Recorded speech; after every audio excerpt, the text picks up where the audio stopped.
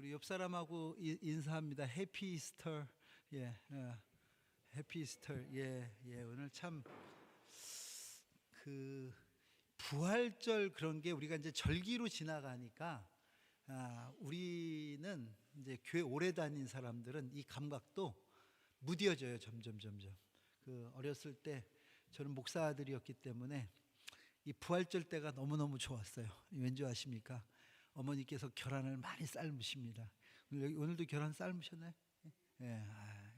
근데 제가 좋은 거는 그 깨진 건 다 내 차지예요.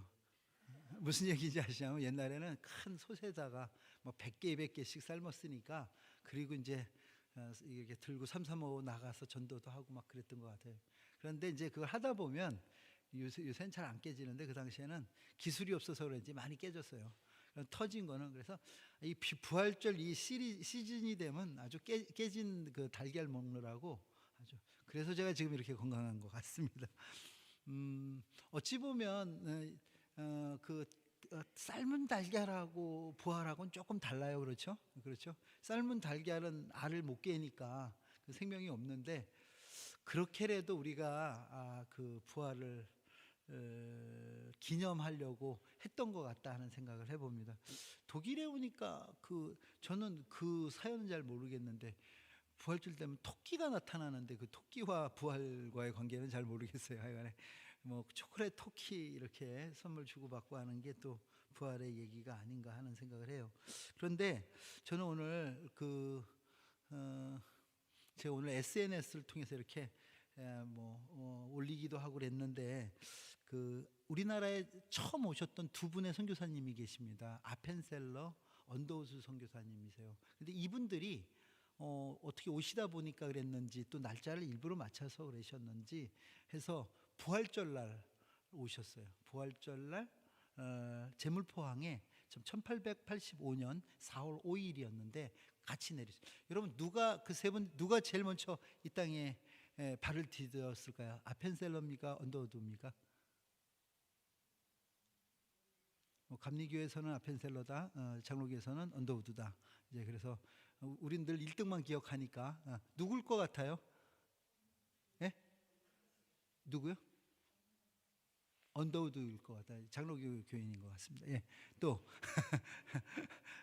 아펜셀러라고 생각하시는 분 있습니까? 근데 여러분 사실 이거는 반쯤은 농담인데요. 아펜셀러, 언더우드가 서로 막 그러다가 서로 내려라. 그분들은 이제 선교사님들이고 교양을 갖추신 분이니까 you first 하다가 이렇게 얘기했답니다. 아펜셀러는 자기 결혼했었고 또 그 어머니 스크램턴 여사와 같이 오는데 그럼 레이디 퍼스트 그래서 아펜셀러도 언더우드도 아니라 어머니가 먼저 내렸다는 말도 안 되는 얘기가 있습니다. 근데 그분들이 내리면서 이런 기도를 했답니다. 우리는 부활절 아침에 이곳에 왔습니다. 그날 부활의 날이겠죠. 사망의 권세를 이기신 주께서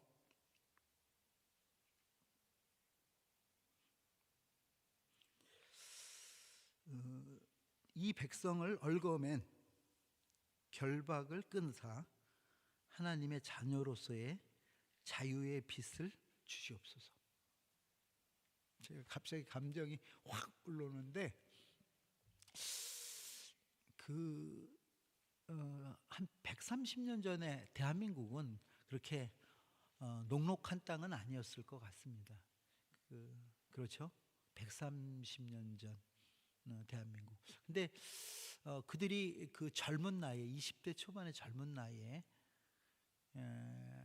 그 조선이라는 나라에 오면서 최소한 이건 아니었던 것 같아요. 부귀 영화를 위해서 오진 않았을 것 같아요. 또 그들이 언더우드는 결혼도 안 했었지만 무슨 자녀 교육이라든지 나중 노후의 어떤 그런 삶을 위해서 오진 않았을 것 같다는 생각. 오로지 그들에게 우리 조선 땅을 밟게 되는 목적이 한 가지 있었다면 그 사망 권세에 사로잡혀서 우리나라가 어떤 나라입니까? 600년을 유교를 신봉하면서 제사 드렸던 나라 아닙니까? 1700년을 불상 앞에서 3000제를 해가면서 우상에 붙들려 살던 나라 아닙니까? 5000년을 샤머니즘 속에서, 저도 어렸을 때 문지방에 올라간다고 엄청 혼났어요. 목사 가정인데도. 그래서 말도 안 되는 그 구습에 매여서 살던 그 사망의 권세 속에 있던 그 우리 민족에게 복음으로 그 결박의 끈이 끊어지기를 바라고 그들이 했던 기도가 그 기도의 그 열매가 오늘 우리가 아닌가 하는 생각을 해봅니다. 저도 선교사로서 30년 넘게 남의 나라에서 살아봤습니다. 온갖 차별, 또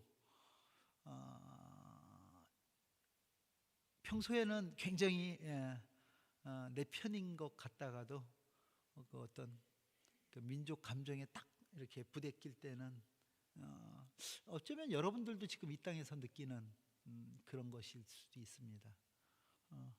저는 평생 빈민지에서만 사역을 했는데도 불구하고 나중에는 무슨 말도 안 되는 노동법 위반으로 고소도 당했습니다. 제가 키웠던 제자이자 동역자에게.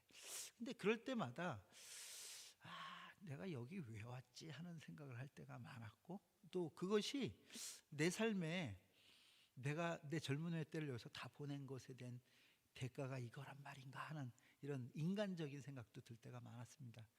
그런데 그럼에도 불구하고 그 땅에서 살아갈 수 있었던 이유는 다른 것이 아니라 주께서 그 땅 가운데 내게 보여주시는 그 하나님의 큰 일들이었다는 거예요.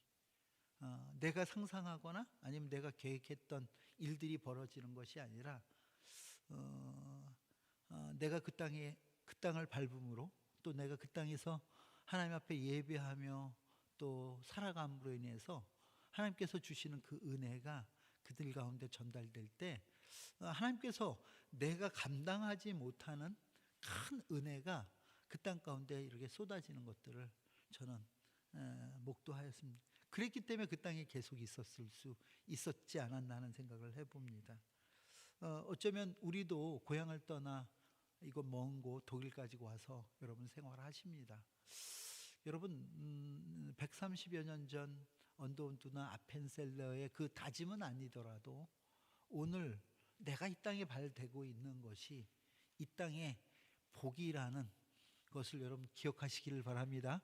여러분들이 예수님을 믿기에, 여러분들이 부활 신앙 가진 자들이기에 여러분 이 땅에 여러분들이 발대고 있는, 예수 믿는 여러분들이 발대고 있는 그 자체가 복이라는 것을 여러분 기억하시기를 바랍니다. 저는 지금 독일의 DMG라는 독일 선교단체에 소속되어 있습니다. 제가 안식년 1년을 계획하고 이곳에 와서 여기 지금 3년째 계속 있게 되는 이유는 뭐 팬데믹도 아니고 또 여러 가지 다른 이유 중에 아닌데, 그중 가장 큰 이유 중에 하나는 이 독일 선교단체가 저를 이곳에 남아서 독일에서 사역했으면 좋겠다는 의견을 주었기 때문입니다. 아니라면 비자 안 해줄 거 아닙니까? 근데 그런 요구를 했습니다. 이유를 물어보니 이럽니다. 이 땅이 예수 천년 믿은 민족이고 종교개혁을 일으켜서 지금 우리가 믿고 있는 이런 형태의 예배와 믿음을 갖게 했던 나라임에도 불구하고 지금 독일의 상황은 여러분 예수를 믿는 액티브한 크리스찬의 퍼센테이지를 2%로 잡습니다. 2%라고 하는 것은 미전도 종족에 가까워. 말이나 됩니까? 여러분 돌아다니다 보면 다 교회고 여러분 다 예수 믿는 사람들 같은 이 땅에 어찌 2%밖에 안 되겠냐고 항변하실지 모르지만 이 나라의 상황이 그렇다는 거, 뭐 이 나라 사람들이 그렇게 얘기하는 거니까 저도 가감없이 말씀드립니다. 그렇다고 한다면 이제 우리가 이곳에 이민자로서 혹은 뭐 교민으로서의 삶을 뛰어넘는, 이제는 오늘 어떤 결단이 우리 가운데 필요하냐면 여러분이 이 땅에 발대고 있는 선교사라는 생각을 하면서 사셔야 된다 하는 것입니다. 교회들이 한때 계속 외치기를 미셔널 처치에 대해서 외쳤습니다. 무슨 얘기하면 우리 교회가 선교하는 교회 돼야 된다. 그래야 교회의 표지에 맞게 살아가는 것이다 하는 얘기를 수도 없이 많이 들었을 겁니다. 그런데 여러분 한번 다시 고민해 봐야 될 것은 우리가 교회가 무엇입니까? 예배가 무엇입니까? 믿음이 무엇입니까? 다시 고민할 때 교회가 더 이상 우리는 이 건물이 교회가 아니라는 것을 우리는 알고 있습니다. 그렇죠? 우리가 교회 간다 하는 그 말 자체가 어폐가 있다는 걸 우리는 알고 있습니다. 우리 자신이 교회라는 것을 우리는 알고 있다는 것입니다. 그렇다고 한다면 우리가 교회라고 할 때 교회는 선교적 교회가 돼야 된다 할 때 이제는 미셔널 처치로서의 어떤 교회의 역할이 아니라 교회 조직 혹은 이 단체의 역할이 아니라 개개인이 교회로서 미셔널 라이프를 살아야 된다는 거예요. 선교적 삶을 살아야 된다는 거예요. 그럼 선교적 삶을 산다는 것은 이제는 예전에는 선교적 삶을 산다 얘기하면 뭐 바다 건너 배 타고 혹은 비행기 타고 먼 나라 가서 사역하는 것을 선교라 이렇게 얘기할 때도 있었지만 지금은 확연히 달라졌다. 여러분 도시화율이 78%가 됐다고 합니다. 전 세계 도시화율이. 여러분 런던의 아이들에게 모국 엄마가 쓰는 마더텅스 조사를 했는데요. 430개가 나왔답니다. 그 얘기는 무슨 얘기냐면 런던 시내에 최소한 430종족 이상이 살고 있다는 얘기예요. 그것은 우리가 지금 살고 있는 내 주변에 내 이웃 가운데 우리의 선교, 전도를 필요로 하는 자들이 있다는 사실을 여러분 기억하여요. 선교는 선교사들에게만 활당된 선교사들의 전유물이 아니라 여러분 우리 교회로 일컬어지는 모든 성도들이 이 시간 함께 고민하고 함께 살아내야 될 것이 바로 선교라는 것을 여러분이 기억하시길 바랍니다. 제가 예전에 일본에 집회를 간 적이 있었어요. 일본에 집회를 가서 첫 시간에 이렇게 했어요. 여러분 저를 꼭 따라하십시오. 여러분 지금 저를 따라해 주시기 바랍니다. 내가 만나는 이제 제가 다음 주면 이제 목사님 오시는데 좀 신목사가 한 8주 정도 하고 갔으면 좀 활기차졌다 뭐 이런 얘기를 제가 들어야 좋지 않겠습니까? 예, 다시 좀 큰 소리. 진짜 반응 없는 교회다 하는 생각을 했습니다. 제가 한 8주 정도 했으면 막 뒤집어졌어야 되는데 전혀 뒤집어지지 않고 있어갖고 저를 겸손케 했습니다. 다시 내가 만나는 조금 낮았어요. 아까보다. 모든 사람은 복음이 필요한 사람입니다. 오늘 교회 오시기 전에 얼마나 많은 사람을 만났습니까? 그 사람이 예수 믿느냐 안 믿느냐의 문제가 아니라 내가 만나는 모든 사람은 내 가족도 그렇고 내 아내, 내 자식까지도 내가 만나는 모든 사람은 복음이 필요한 사람. 복음이 필요하다는 것은 복음으로 구원받는 것을 뛰어넘어 복음으로 살아가야 될 사람들이라는 거예요.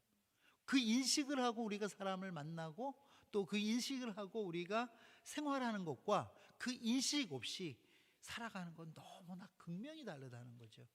그 얘기는 우리가 만나는 사람들 가운데 내가 전해주는 그 생명이 필요한 사람들이 있다는 거예요. 근데 우리가 그걸 무시하고 생각지 않고 살면은 그냥 또 스쳐 지나가고 이 얘기는 그 사람 편에서 보면 복음의 기회를 또 놓치고 제가 이 얘기를 1번 집회 가서 첫 시간에 했어요. 다시 한번 할까요? 내가 만나는 모든 사람은 복음이 필요한 사람입니다. 그런데 이 얘기 끝을 하고 나서 제가 이제 이 말씀을 이어가는데 앞에 계신 어떤 노부인이 계속 우시는 거예요. 제 설교 내내. 그래서 저는 제가 설교를 잘해 은혜를 끼쳤는 줄 알고 너무 흐뭇하게 더 열심히 목청을 돋우도 막 했어요. 그리고 나서 끝나고 나서 제가 물었습니다. 아니 그 예배 내내 그렇게 우시던데 무슨 일이 있으시냐고, 혹시는 제 설교가 크게 은혜가 되셨냐고 뭐 이제 그런 얘기를 했겠죠. 했더니 이분의 말이 저는 놀라웠습니다. 자기는 일본에, 쉽게 해서 국제 결혼을 하셔가지고 일본 분하고 결혼을 해서 왔다고 하십니다. 그리고 일본 사람들은 굉장히 예의를 중시하고 남에게 무엇을 강요하는 것, 이런 것들을 싫어하기 때문에 자기는 자기 남편에게조차도 종교에 대해서는 서로 얘기하지 말자, 뭐 결혼할 때부터. 그리고 내가 믿는 건 내가 믿는 거고 당신이 믿는 거는 당신이 믿는 거다, 뭐 하면서 자기의 종교의 자유를 얻고 그 사람에도 종교의 자유를 주었답니다. 있을 법한 얘기죠, 그렇죠? 예. 어떻게 보면 굉장히 상식적인 얘기인데 오늘 선교사님이 말씀 첫 마디에 내가 만나는 모든 사람은, 거기 모든 사람은 복음이 필요한 사람이다, 이 얘기에 내가 만나는, 가장 많이 만나고 가장 많이 대화했고 가장 많이 관계했던 자기 남편 또 자식들에게 복음을 전하지 않았다고.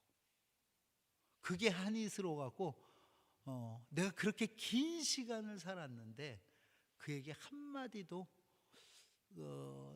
복음을 전하지 않았다고. 그러면서 내가 믿는 것, 그 믿음은, 그거는 뭐라고 표현해야 되나, 그거는 진실이었을까요? 뭐 하는 식의 얘기를.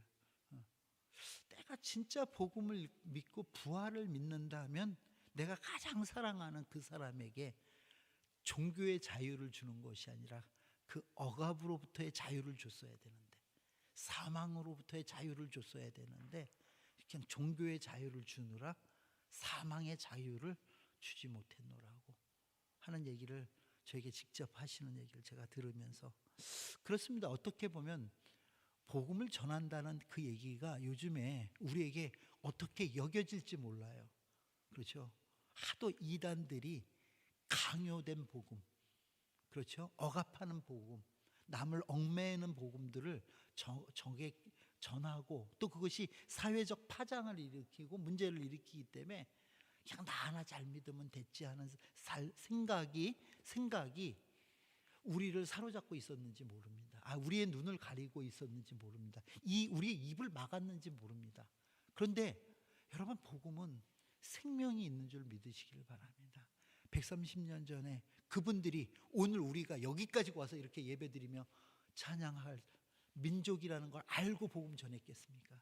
130년 전 조선은 암울했던 때예요.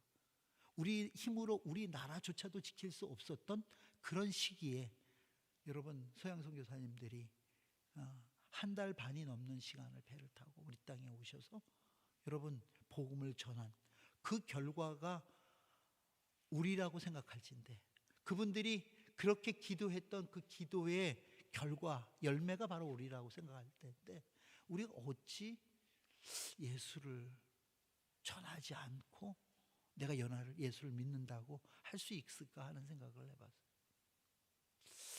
저는 제가 선교사로 열심히 살았으니까 뭐 우리 가족이 할 분량, 총 분량의 내용들은 내가 했겠구나 하는 생각을 했는데 아니라는 생각을 했어요. 이게 내 인생에서 가장 큰 가치였고 또 이것이 내 인생에서 가장 행복했던 순간들이었다고 생각한다면 why not?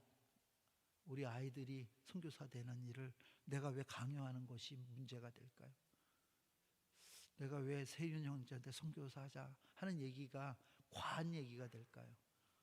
내가 맛있는 것만 봐도 저 친구가 생각이 나는데 잘 먹어서 내가 누린 그 내 삶이, 지난 30년의 삶이 진짜 기쁘고 즐겁고 행복했던 시간이라면 여러분들에게, 여러분 우리가 선교사적인 삶을 살아야 됩니다 하는 그 도전이 왜 과한 얘기가 됐을까요? 될까요? 아니라는 거죠.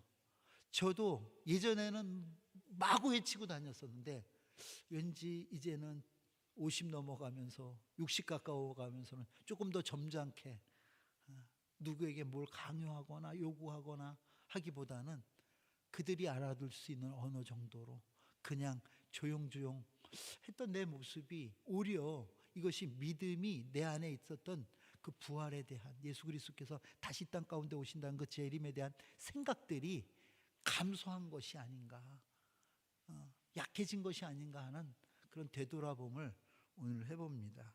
어떻게 보면 무모한 짓 같습니다. 제가 젊은이들 집회할 때 이런 표현 많이 해요. 산 위에 집을 짓자고, 산 위에 배를 짓자고 하는 얘기를 합니다. 여러분, 산 위에 배를 짓는 것이 그 당시 사람들에게는 무모한 일이죠. 그렇죠? 쟤는 미치지 않고서야 어떻게 바다나 강에 배를 만들어야지, 산 위에. 그러나 알고 있었던 사람 있잖아요. 노아는 산 위에 배를 져야 될 이유를 알고 있었잖아요.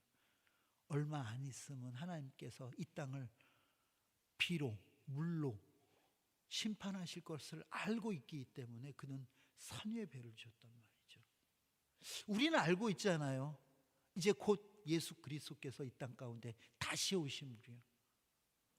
그러면 우리가 정상적으로 점잖하게 복음 전해서, 여러분, 이 복음이 전해지겠습니까? 여러분, 그거보다는 우리가 조금 더 적극적으로 이 복음과 관계된 삶들을 우리 삶 속에서 살아가야 되지 않나 하는 그런 새로운 다짐이 생기는 오늘 부활의 아침이었습니다. 저는 지난 8주 동안에 그 고백이라는 제목으로 여러분에게 말씀을 전했어요. 혹시 이 고백 8가지를, 7가지죠, 오늘 할 것까지 7가지를 다 외우고 계시는 분들은 절대 없겠죠? 그래도 희미하게라도 기억난다면 한번 여러분들이 먼저 말씀해 주시기 바랍니다. 제가 첫 번째 시간엔 누구의 고백을 얘기했죠? 할렐루야. 갑자기 눈물이 날라 그럽니다. 싸해지면 어떡하나 걱정하고 물어봤는데 베드로라고 얘기했어요. 베드로의 고백이 무엇이었죠? 한번 기억나십니까? 주는 그리스도시요 살아계신 하나님의 아들이십니다. 그 고백이 저와 여러분의 고백되길 주의 이름으로 축원합니다. 예, 여러분, 제가 베드로의 고백을 먼저 얘기했던 것은 이 고백 이후에 예수님께서 하셨던 말씀이 있는데 그것이 한 5가지예요. 첫째는 뭐냐면 이런 거죠. 바요나 시몬아, 내가 복이 있다. 첫째는 고백은 복이다 하는 거예요. 우리가 주는 그리스도시요 살아계신 하나님의 아들이십니다 하는 고백을 할 수 있다는 것 자체가 복이라는 거예요. 두 번째는 뭐냐면 그 고백을 하게 하신 이는 내가 아니라 하나님이시다 하는 거예요. 그러니까 그 고백은 내가 하는 것 같지만 내 안에 계신 하나님의 영이 나로 하여금 그것을 고백해 하신다는 거예요. 그러니까 배워서 되는 거 아니라는 얘기예요. 여러분, 오늘 제가 얘기하는 요 5가지 틀을 가지고 오늘 이제 우리가 여호수아의 고백도 살펴보려고 합니다. 그래서 다시 틀을 한번 상기시키는 겁니다. 그래서 고백이 복이다. 두 번째는 그 고백은 내가 하는 것이 아니라 하나님께서 하게 하신다. 그렇죠? 세 번째는 뭐였습니까? 세 번째는 바요나 시몬아, 내가 복이 있다. 그것을 알게 하신 이는 내가 아니라 내 안에 계신 아버지 하나님이시다. 내가 그 고백 위에 뭘 한다고요? 교회를 세우리시니. 예. 하나님께서는 그 고백 위에 교회를 세워주신다. 그러니까 여러분, 우리가 흔히 익투스 이런 그 물고기 표시하는 것이 뭐, 우리는 같은 고백을 가진 성도죠. 그러니까 오늘 우리가 예배 드리기 전에 사도들이 했던 그 고백을 같이 하면서 우리 신앙이 하나라는 것에 대해서 확인하고 예배를 드린 거잖아요. 그렇죠? 만약에 지금이 이 예배 드리는 것이 금지된 시기라면 누가 간첩이 있을 줄 알아요? 저 머리 극적거린 애가 간첩일지, 누가 그릴 줄 알아요. 그러니까 우리는 그 간첩이 누군지를 색출하기 위해서 이 고백을 이렇게 공동으로 하지 않고 저 문 앞에서 물었겠죠. 표식을 내봐. 그럼 물고기를 그리든가 사도신경을 외우게 하든가. 제가 그걸 직접 당해본 적이 있어요. 군대에 갔어요.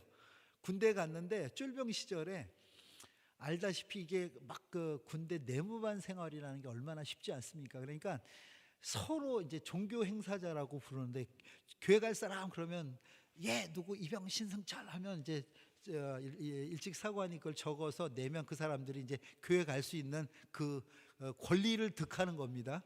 그런데 이 쫄병들이 다들 종교 행사 간다고 교회 간다고 손을 들어대니까 고참들이 이거 쟤는 분명히 예수 안 믿는 거야. 쟤는 담배 피는데 심지어 쟤는 술도 많이 먹는데 무슨 교회 간다고 손을 들어 이러면서 그분들이 그때 우리를 시험했어요. 진짜 신자인지 가짜인지. 그래서 한 줄로 세워놓고 자 주기도문 외워봐. 눈 감고 지금부터 시작하고 못 외우면 색출해갖고 야 이 자식아 너는 교회도 안 다니는 놈이 도망가려고 군대 간다 교회 간다고 그랬어. 그러고 빼놓고 또 그리고 나서 또 사도신경 외워봐 막 이래가면서 그 시험을 저는 당연히 잘 이렇게 통과하고 갔지만은 거기에 걸려서 교회를 못 가던 애들이 실제 있었어요. 이 얘기는 무슨 얘기냐? 우리가 지금 같은 고백을 가지고 있다는 것, 그 고백 때문에 우리는 교회고 또 그 같은 고백을 가진 자들이 모여 함께 드리는 이 예배가 교회로서의 중요한 의미라는 거죠. 그러니까 자 고백이 복이고요. 고백은 하나님 주시고요. 그 고백 위에 하나님께서는 교회를 세우시고요. 이 교회를 세울 뿐만 아니라 이 교회는 음부의 권세가 탐하지 못한다 그랬어요. 그러니까 여러분 어깨 피시고요. 자신감 있게 사십시오. 저는 성도로서 살아간다는 것 같이 이 땅을 자신 있게 담대하게 살아갈 수 있는 방법은 없다고 생각합니다. 여러분 세상은요 뭐 하나를 가졌다 하면 뭘 하나가 없어요. 늘 그런 어떤 흔히 얘기하는 결핍 속에서 살아갑니다. 돈이 많은 것 같지만요 건강까지 있는 사람은 흔치 않고요. 건강한데 또 보면은 집안에 우환이 많은 사람이 있고요. 뭐 등등등등 모든 것을 만족하고 살 수 없습니다. 그런데 우리는요 우리의 삶이 디스 라이프에서 끝나는 게 아니라 우리는 죽어도 다시 사는 그 부활 신앙을 가진 자들 아닙니까? 이 땅을 가장 당당하게 멋지게 살 수 있는 모든 요건을 이미 우리는 다 갖췄는 줄 여러분 믿으시길 바랍니다. 그렇기 때문에 음부의 권세, 여러분 음부의 권세하면 사단의 권세의 가장 큰 힘, 권세가 뭔지 아십니까? 죽음입니다. 죽음으로 협박하는 거예요. 너 그럼 죽어? 이렇게 얘기하는데 그런데 여러분 세상 그 죽음 앞에 비굴해질 수 있어요. 세상 그 죽음 앞에 부들부들 두려워할 수 있어요. 그런데 우리는 너 죽으면 그러면 죽어 그러면 우리는 죽으면 죽으리다.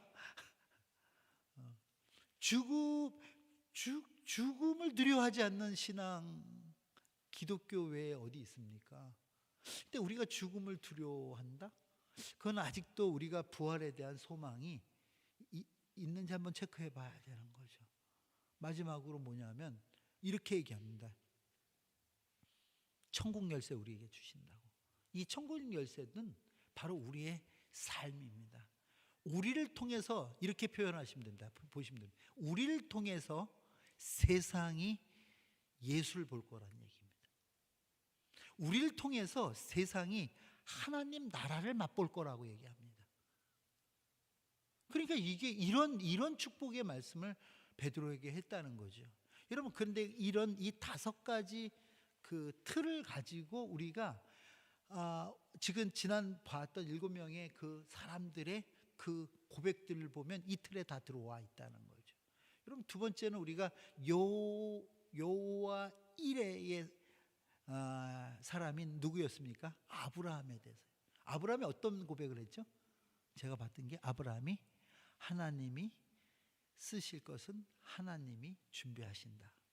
여호와 이레는 내 필요를 채워주신다가 아닙니다, 여러분. 하나님은 하나님이 받으실 것을 스스로 준비하신다 이런 뜻입니다. 여호와. 이 얘기는 무슨 얘기냐면 하나님은요 우리가 꺼내놓은 어떤 것들을 받아 즐거워하시는 분이 아니라 하나님이 받으실 것은 하나님이 받으신다는 거예요. 하나님은 예수를 준비하여서 예수를 받음으로 영광 받으셨죠. 그리고 하나님이 행하셨던 그 일이 우리에게 복이 됐는 줄 여러분 믿으시길 바랍니다. 여러분 그 얘기가 바로 아브라함의 고백이었습니다. 세 번째는 누구에 대해서 살펴봤죠 우리가? 야곱. 야곱은 베델, 여기가 바로 하나님의 집이요, 하나님께서 함께 하시는 집입니다. 그래서 베델 혹은 엘베델을 고백했던, 여러분 그가 고백했던, 그가 하나님 앞에 서원했던 것, 그가 다시 그 땅에 들어왔을 때 하나님께서 다 이루신 것, 그 위에 그가 하나님의 집임을 고백했어요. 이 얘기는 어떤 특별한 장소가 베델이 되는 것이 아니라, 여러분 우리가 하나님 앞에 기도하고 우리가 하나님 앞에 살아가면서 고백했던 것이 내 삶에 이루어지는 것을 보면서, 아 그렇습니다 하나님, 내가 바로 하나님의 집입니다, 내가 하나님의 전입니다 하고 고백하는 그 고백이 우리의 고백이라는 거예요. 하나님이 함께하는 집, 내가 바로 그 집입니다 하는 그 고백이에요. 그래서 우리는 어떤 성스러운 장소가 우리에게 성소나 성지나 성전이 아니라 바로 예수 그리스도를 모신 그곳, 내가 머무는 그곳이 거룩한 땅인 줄 여러분 믿으시기를 바랍니다. 예. 여러분 그런 적 없어요? 어저께 저희 아내하고 아이하고 같이 여기 오면서 이런 얘기를 했어요. 우리가 어디 가서 앉아서 뭘 먹을라 치면은 갑자기 그 집에 손님이 많아져요. 아 참 또 나 때문에 이 집이 복을 받네, 뭐 이런 교만한 생각을 하면서 여행을 하곤 합니다. 이게 무슨 얘기냐 하면, 여러분 그게 교만한 생각이 아니라 정말 그렇다는 거예요. 주님이 나와 함께 움직이실 때 그 자리가 복되지는 거예요 여러분. 우리는 복을 쫓아다니는 자가 아니라 우리는 복이 이미 우리 가운데 있는 줄 여러분 믿으시길 바랍니다. 큰 소리로 한번 더 따라하겠습니다. 내가 서 있는 곳이 복된 곳입니다. 아멘입니까? 나는 이 교회가 엄청 복된 교회라고 믿어요. 왠 줄 알아요? 권사님이 있어서가 아니라 내가 있으니까. 이건 내 입장에서, 권사님 그러시겠죠, 나 때문에 복된 교회. 여러분 맞습니다. 이 교회가 복된 교회인 것은 여러분 예수 그리스도를 주인으로 섬기고 또 여러분 가운데 그 예수 그리스도가 계시기 때문에 이곳이 복된 곳이라는 것입니다. 이렇게 하다가는 오늘 설교는 2시간 해야 될 것 같아서 넘어가는데, 유다로 넘어갑니다. 유다 얘기할 때 유다는 어떤 고백했었죠? 다말과의 관계 속에서 이런 고백 기억나십니까? 내가 나보다 옳다 이런 얘기를 했어요. 자기는 인간적인 생각에 큰아들 둘째 아들 자꾸 죽어가니까 이거 큰일 났어요. 인간적인 생각으로 하나님의 뜻을 멈추고 있었는데, 그 며느리 다말은 인간적인 생각이 아니라 하나님의 뜻을 통해 그 하나님의 대를 이으려고 하는 그 모습을 통해서 유다가 이는 내가 나보다 옳다 하는 것에 대해서 있어요. 여러분 교회가 분쟁이 생기는 것은요, 하나님의 뜻이 가려지기 때문에 분쟁이 생깁니다. 하나님의 뜻이 밝히 드러나면 교회 안에 분쟁은 없습니다. 근데 자꾸 거기에 무엇이 가미되냐면 사람의 생각. 이런 거 있잖아요. 우리가 회의나 뭐 할 때 보면 내 생각에는요, 자기 생각 얘기하시면 안 돼요.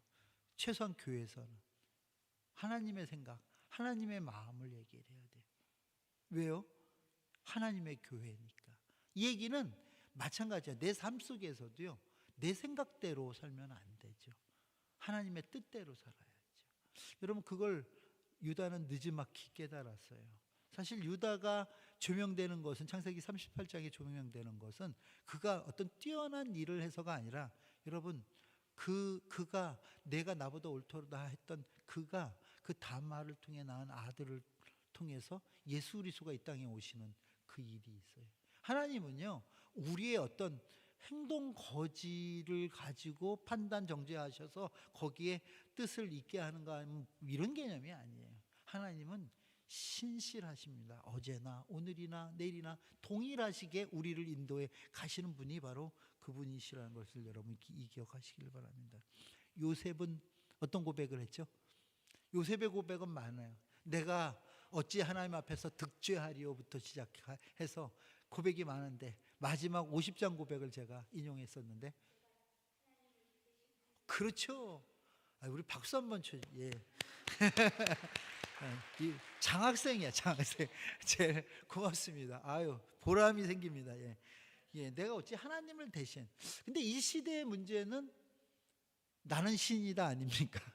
요새 넷플릭스 영화에 다큐에 나오는 것 같이.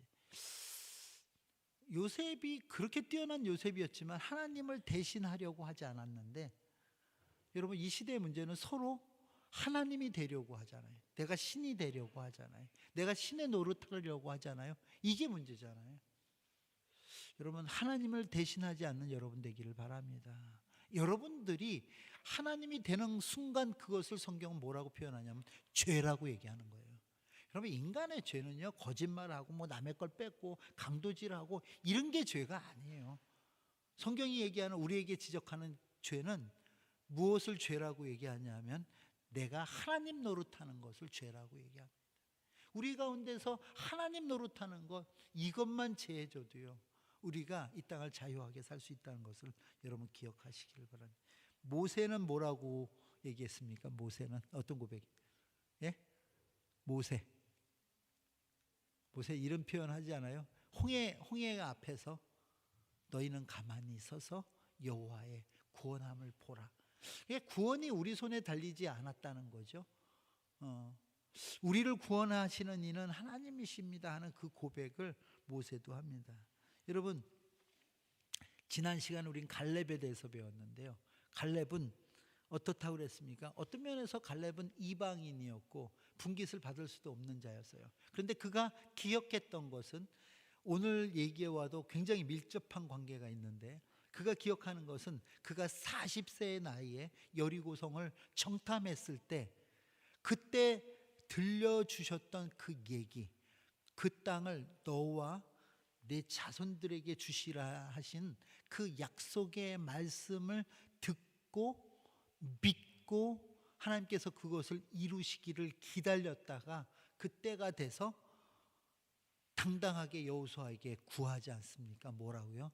그 산지를 내게 달라고. 여러분 그 산지를 달라고 한 것은 우리는 간혹 그렇게 많이 이 말씀을 이용합니다. 어떻게 하냐면 85세의 나이에 그가 나이가 늙었지만 그는 산지를 달라고 그랬다. 그 용맹스러움이 조금 더 감하지 않았다. 뭐 이런 그 사람의 용맹으로 우리는 그것을 치부하여 이렇게 결론 내릴 때가 참 많았습니다. 그런데 그 얘기를 좀 더 참참히 들여다보면요, 그 용맹이 아니에요.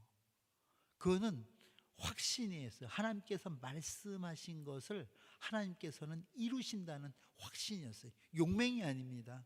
그는 그것을, 그 확신과 믿음을 갖고 45년을 기다렸다가 그때가 이뤘을 때 그 땅을 차지할 수 있다는 그 자신감은 자기 자신의 용맹스러움에 대한 혹은 마병의 수에 대한 자신감이 아니었고, 그가 그 자신감은 어디로부터 나왔냐면 혹시라도 하나님께서 나와 함께 하시면 내가 그 땅을 차지할 거예요. 이것은 하나님께서 허락하신 것이라면 하나님께서 그 땅을 주십니다 하는 것에 대한 이야기였다는 거예요.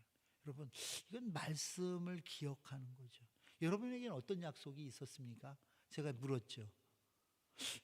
여러분들이 하나님의 약속의 말씀을 붙들고 살지 않는다는 것 같이 여러분 허비하는 인생이 없어요. 어떤 이는 이 말씀을 붙들고 40년을 기도하면서 살아갔는데, 여러분 왜 말씀을 붙들고 살죠? 여러분들에게 하나님께서 주신 약속의 말씀은 뭡니까? 세윤 마지막이라고 막 괴롭히지 오늘. 많이 등장해. 너에게 주신 하나님의 약속의 말씀이 뭐지? 여러분 한번 만약 여러분들이 자문자답해, 나에게 주신 하나님의 약속의 말씀이 뭡니까? 그것이 무엇인가 우리가 생각해야죠. 그것 없이 살아간다는 것 같이 웨이스트하는 게 어디 있습니까? 허비되는 삶이 어디 있습니까? 나 약속의 말씀이 있는지도 몰랐습니까? 그럼 어떻게 여러분들의 삶을 바로 살 수 있겠습니까? 45년의 긴 시간을 붙들고 살고 그 나이에 그 산지를 달라 요구하는, 여러분 이런 믿음의 기다림과 또 믿음의 그 행위, 삶, 이런 것이 우리 가운데 있기를 바랍니다. 오늘은요 이런 고백을 합니다. 어떤 고백을 하냐 하면 여호수아가, 한번 따라해 보겠습니다. 저를 따라합니다. 오직 나와 내 집은 여호와를 섬기겠노라. 오늘 이렇게 표현해요. 여호수아가, 제가 제 영어 이름이 닉네임이 조슈아인데 제가 자꾸 여호수아를 까먹어 지금. 이런 거죠. 내가 오늘 택할 신을 선택하라고 얘기해요. 이스라엘 백성들을 향해서. 이건 이제 지금 여호수아서 우리가 거의 마지막 부분을 보고 있는데, 이 여호수아 이 마지막 부분은 어떤 부분인가 하면 이제 여호수아의 마지막 고별 설교라고 보시면 되겠습니다. 이제 죽기 전에 여호수아가 마지막 고별 설교를 하면서 그 최종 설교를 길게 합니다. 그러니까 지금 24장을 우리가 봤는데 23장, 24장, 사실은 그 앞에 20장부터 21장부터가 다 고별 설교에 해당하는 부분들인데요. 그 마지막 결미에 뭐라고 얘기하냐면, 자, 오늘 너희가 택하라. 너희가 이 강 저편에서 섬기던 신이든지 아니 이 강 건너와서 섬기던 신이든지 어떤 신이든 너희가 믿을 신들을 택하라. 그리고 나서 자기 가정이 신앙의 결단을 하는 거예요. 나와 내 집은 누구만요? 여호와만 섬기겠노라. 여러분 오늘 부활의 날, 여러분들에게 오늘 이런 결단의 날이 되기를 주의 이름으로 축원합니다. 여러분의 가정이 이 결단하는 날이 됐으면 좋겠어요. 여러분 개개인이 이 결단하는 날이 됐으면 좋겠어요. 나와 내 집은 여호와만 섬기겠노라. 여러분 이 결단이 있을 수 있었던 것은, 저는 여호수아의 지난 삶이 이 결단을 만들어냈다고 생각합니다. 여기서 얘기하는 이 나와 내 집 할 때 이 집은 이 오이코스라는 단어예요. 예수를 머리로 함께 세워지는 집을 의미합니다. 단지 혈육적 관계만을 얘기하지 않아요. 그러니까 나와 내 집은, 나와 예수 그리스도를 머리로 하는 우리 함부르크 한인 선교교회 공동체는 오직 여호와만 믿겠다는 거예요. 여호와만 설교, 이 고백을 하는 거예요. 이 공동체의 고백입니다. 그러니까 이 고백이 우리 가운데 있을 때 이게 굉장한 고백이 되는 거죠. 여러분 이 고백을 하는 것은 여러분 빌립보 간수에게 주 예수를 믿으라, 그리하면 너와 내 집이 구원을 받을 것이라 하는 그 얘기하고도 일맥한 얘기입니다. 이것의 신약적 버전이라고 보시면 됩니다. 여러분 저는요 여호수아서를 저희 센터에 와서 훈련받는 훈련생들하고 23년 동안을 매일 묵상했습니다.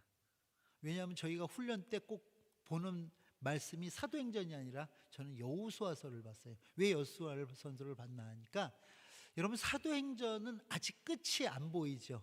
28장에 어떻게 끝나냐 하면 28장에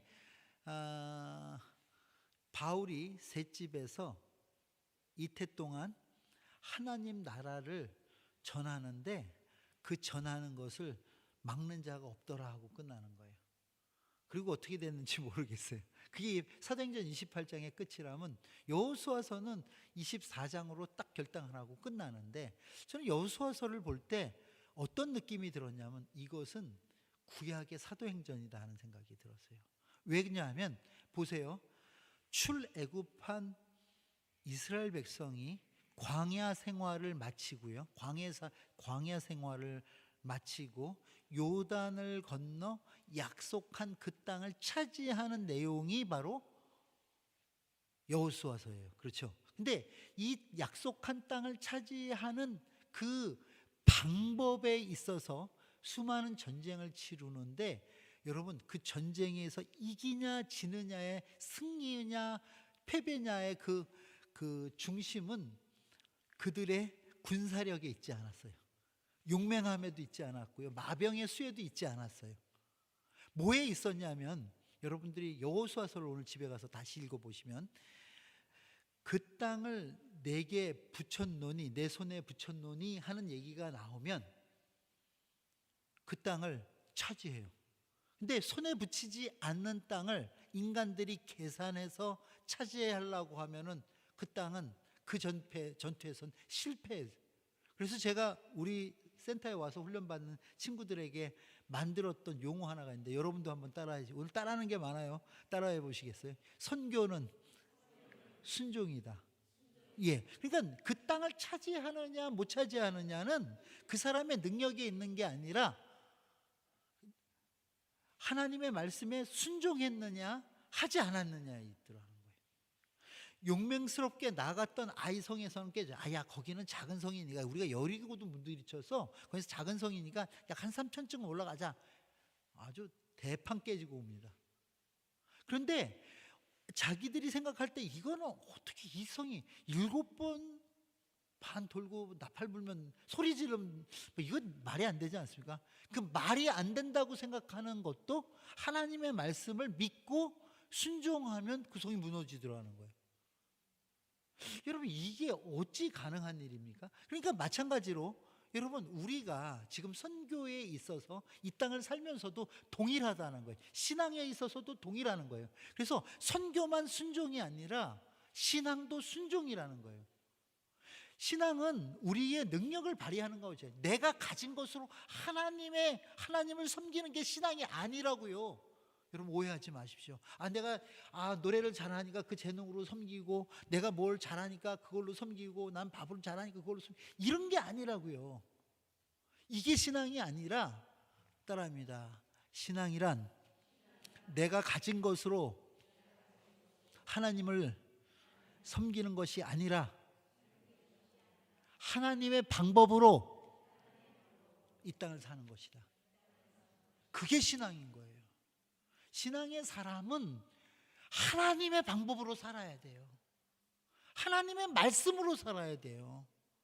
하나님의 말씀으로 살지 아니하고 무관하게 살면서 내가 있는 것으로 아무리 갖다 신을 달래는 일, 이건 이교도의 풍습이라는 거예요.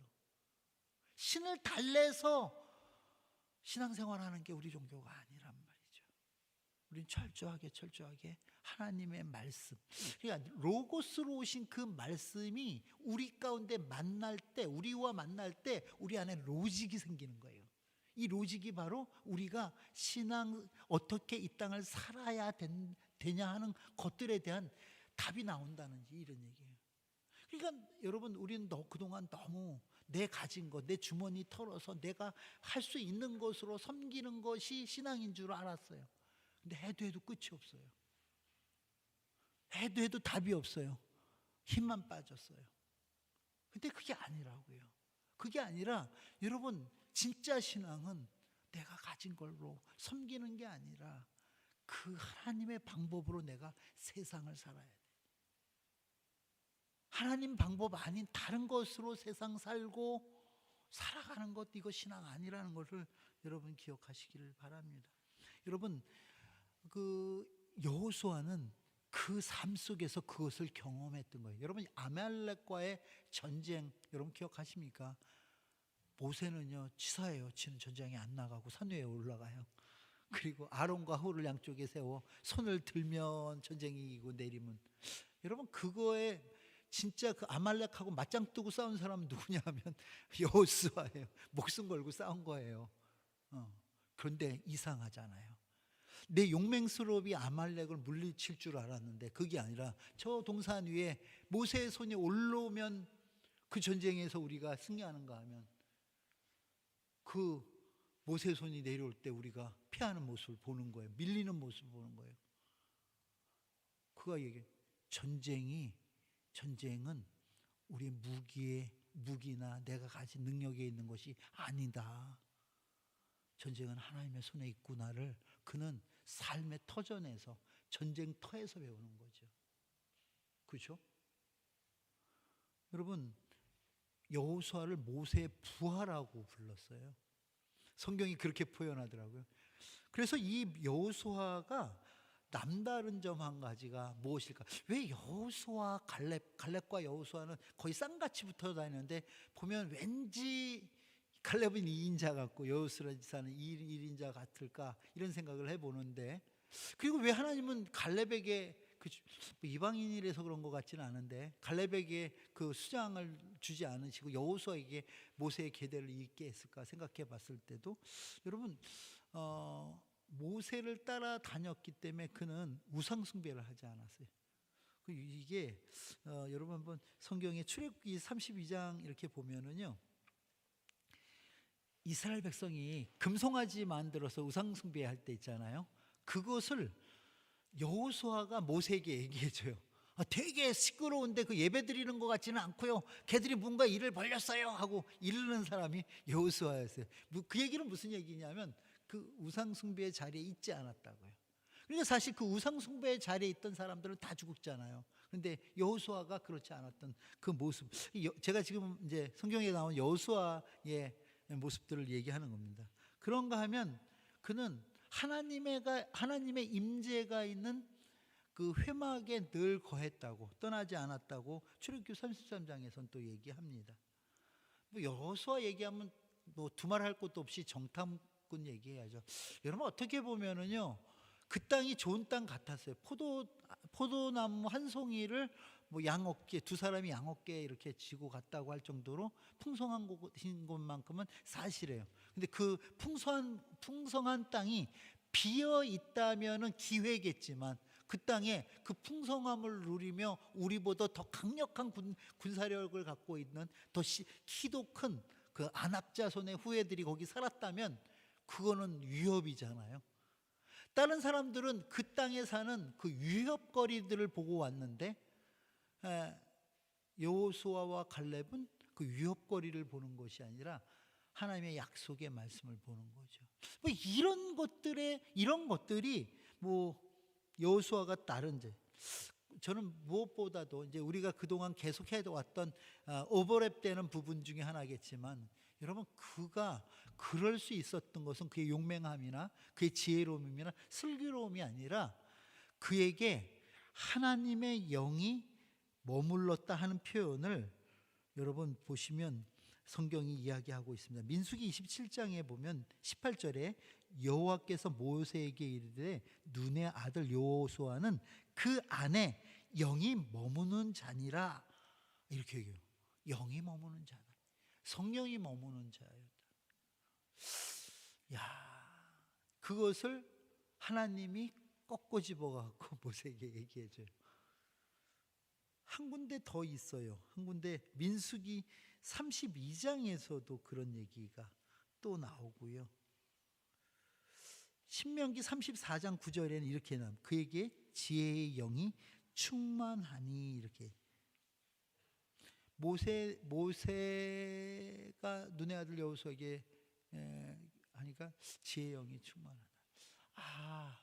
깨닫게 되는 거죠. 하나님의 영이 여호수아와 함께하니 그가 지혜가 충만하여 세상의 것들을 바라보고 이 땅을 살아가는 것이 아니라 하나님의 영으로 세상을 보면서 살아가는. 여러분들도 이 땅을 살아가면서 여러분 가운데 계신 성령으로 세상을 바라보는 저와 여러분 되길 주의 이름으로 축원합니다. 하나님의 마음으로 바라보면요, 그 사람 복음 필요한 자라니까요. 나의 사랑이 필요한 자라니까요. 하나님의 눈으로 바라보는, 여호수아가 그런 사람이었다고 얘기합니다. 여러분 성경은 그가 정탐꾼으로서 그 땅에 들어갔을 때 그가 한 보고의 내용을 가지고 그를 뭐라고 얘기하냐면 이렇게 표현해 줍니다. 그를 뭐라고 표현하냐면 민수기 14장 28절에 보면 그들에게 이르기를 여호와의 말씀에 내 삶을 두고 맹세하노라. 너희 말이 내 귀에 들린 대로 내가 너희에게 행하리니 하고 얘기해요. 너희 말이 내 귀에 들린 대로 내가 너희에게 행하겠다 얘기하셔요. 이 얘기는 무슨 얘기냐면 오늘 내 안에 성령이 계시고 성령이 나를 통해서 행하게 하시는 말씀과 나의 삶을 하나님께서도 들으시고 내가 한 대로 행하여 주시겠다는 거예요. 이 얘기는 신약에 이런 표현이 있습니다. 너희가 내게 부르짖으면 내 귀에 들린 대로 내가 너희에게 시행하겠다는 얘기를 하십니다. 이 얘기하고 같은 얘기인 거죠. 그러니까 하나님의 사람이 이 땅을 살아가는 방법은요, 우리의 힘과 노력과 능력을 다 쏟아부어서 사는 게 아니라고요.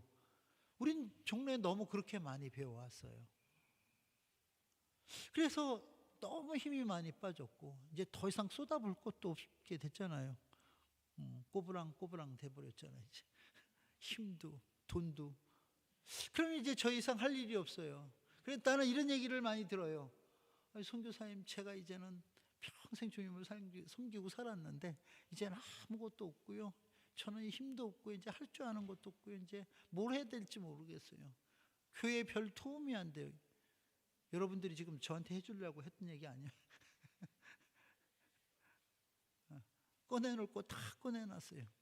근데 누가 언제 그러랬어요? 자기들이 그랬지.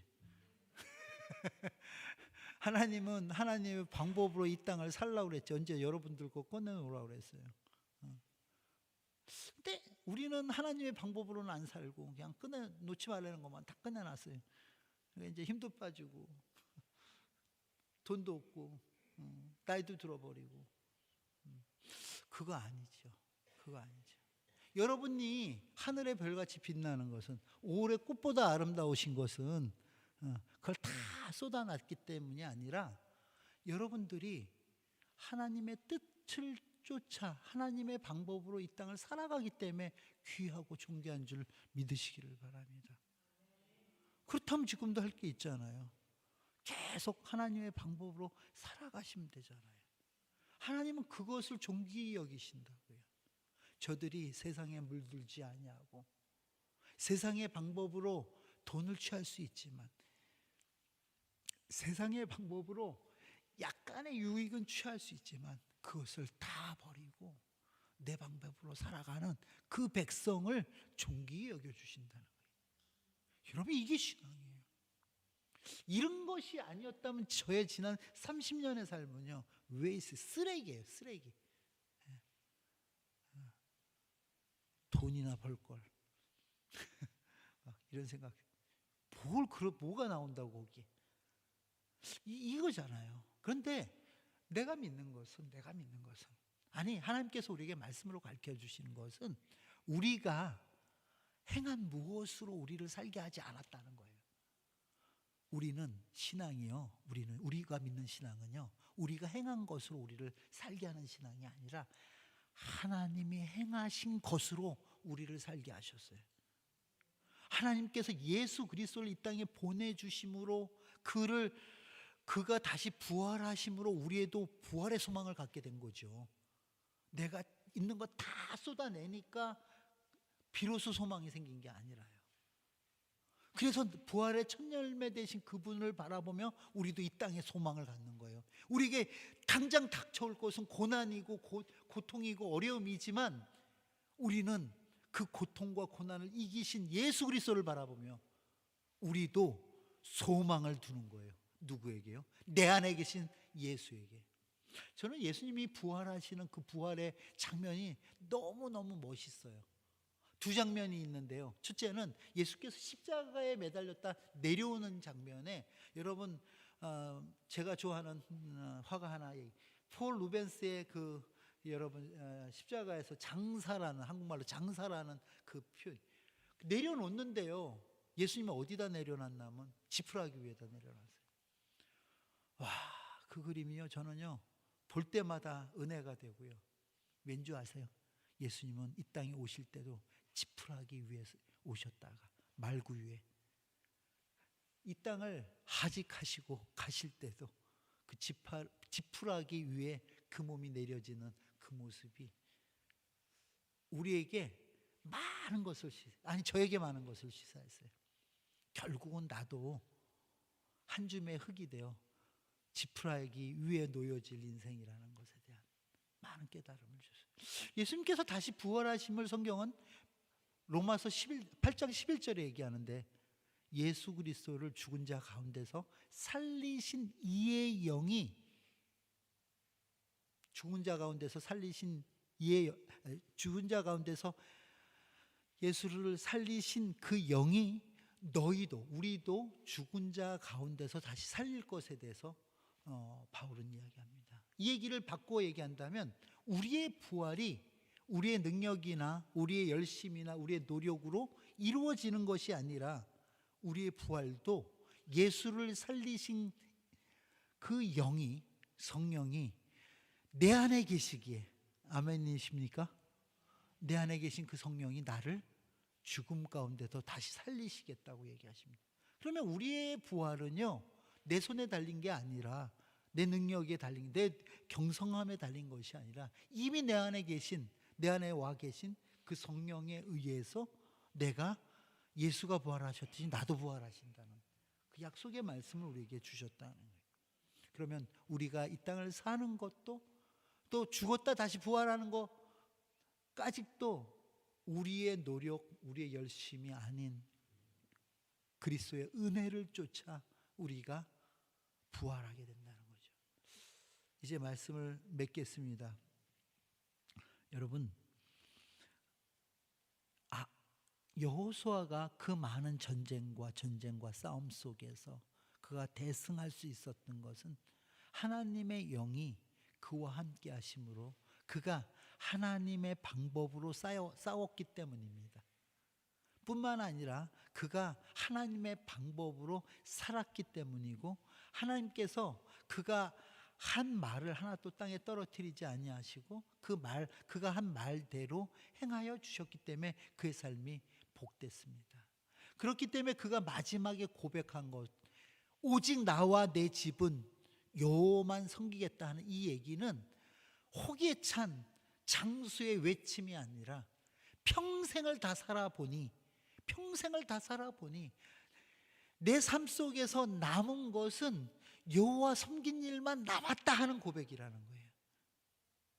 그것만이 참이었구나 하는 것을 고백하는 얘기라는 거예요.